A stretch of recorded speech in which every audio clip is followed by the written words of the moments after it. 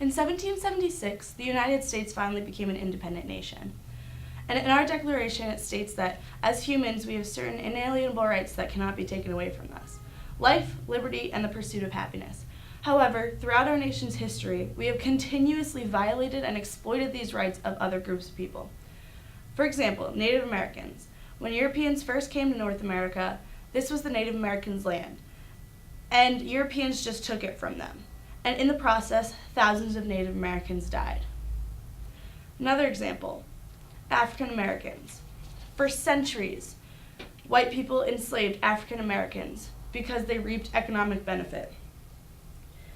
And it was wrong. And people didn't realize it was wrong in an antiquated institution that the rest of the world was moving away from until the Civil War finally broke out.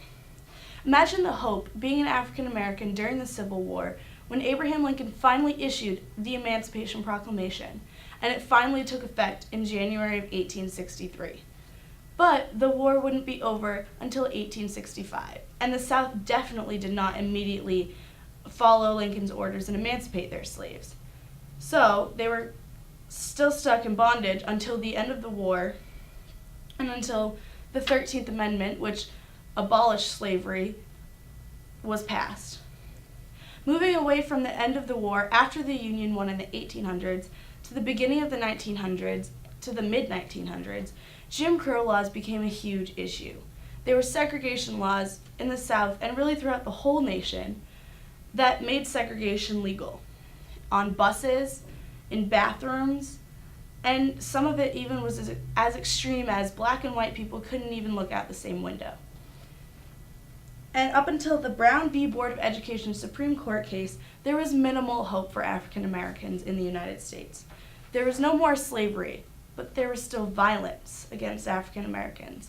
There was still hate, fear, discrimination, and segregation throughout the United States. The Brown v. Board of Education Supreme Court case is actually a compilation of 5 different school segregation cases throughout the United States. But the main case within those 5 is the Brown v. Board of Education case that took place in Topeka, Kansas, and where plaintiff Oliver Brown argued in court that because schools were legally separated and segregated, that black students felt inferior, and they lost their motivation and willingness to learn. This went to the Supreme Court, and ultimately Chief Justice Earl Warren delivered the decision on May 17, 1954. And what he said was that the separate but equal clause that was precedented in the Plessy v. Ferguson case in 1896 was no longer applicable to society.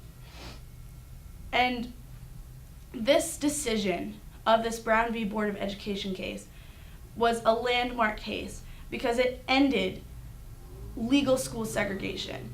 It was no longer legal. So the way Chief Justice Earl Warren went about his speech of his delivery of his decision, he used a lot of logos. He used logical and rational arguments. Now, logos can be divided into 2 separate methods: deductive reasoning, which is starting general and getting specific by the end, and inductive reasoning, which starts specific and ends general, which is more of what Chief Justice Earl Warren used. He started specific with the specific facts of the case, and he ended general after compiling a lot of evidence to help his argument, and ended general with the conclusion of the case and his decision and how that would affect the United States. He uses other court cases as evidence against the separate but equal clause that was precedented in Plessy v. Ferguson, and uses a lot of logical reasoning of why it was no longer applicable, such as he explained how society had modernized. It was different in 1954 than it was in 1896. So he used a lot of logical and rational reasoning. How does this court case from 1954 affect life today and people today? Well, after this decision, the civil rights movement rapidly picked up. On the more obvious side of things, schools were obviously desegregated, which was huge for the African American community because it was a very big step to end segregation overall.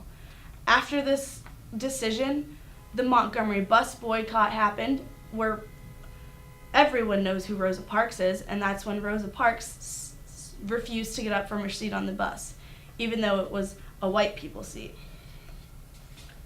More attention was definitely brought to the civil rights movement. There were more protests. People decided to go out and partake in the civil rights movement, whereas pre-Civil War, African Americans were afraid to fight for their rights because they had no rights. The Civil Rights Act of 1968 provided equal housing no matter race or ethnicity. And the Voting Rights Act of 1965 made poll taxes and literacy tests that usually was the reason that African Americans couldn't vote, made them illegal. So more big steps were taken after this landmark case of Brown v. Board of Education in 1954. Life changed politically and culturally throughout the United States because of the paradigm shift that the Brown v. Board of Education case embodied in the civil rights movement.